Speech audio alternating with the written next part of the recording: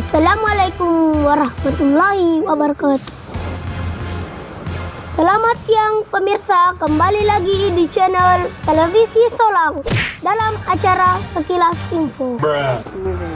Di sebuah desa di pedalaman Sopeng telah dihebohkan dengan munculnya anak yang mengaku dirinya sebagai superhero. Oke, kita akan terhubung langsung dengan teman kami yang di sana. Halang kata, kegere superhero kutu kampungnya. Yo, kau memang, nah, yo siapa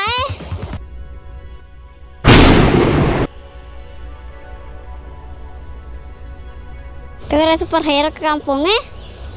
Ya superhero na demi itu Fanny ku Jadi ku boleh napakah? Lo ke datang ke televisi Solangnya.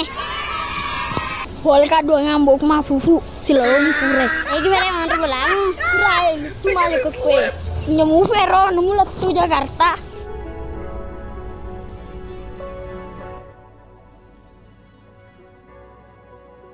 Defu minta jurus sekolah na pak guru ngambokku. Defu minta ngambokku. Napi minta biti na pak aden gula bolongnya. Makan cato mati. Mak merang kau telepon orangnya oleh lokasi. Sekian untuk video kali ini. Nah, kemana nih nanaya no cemek saloy.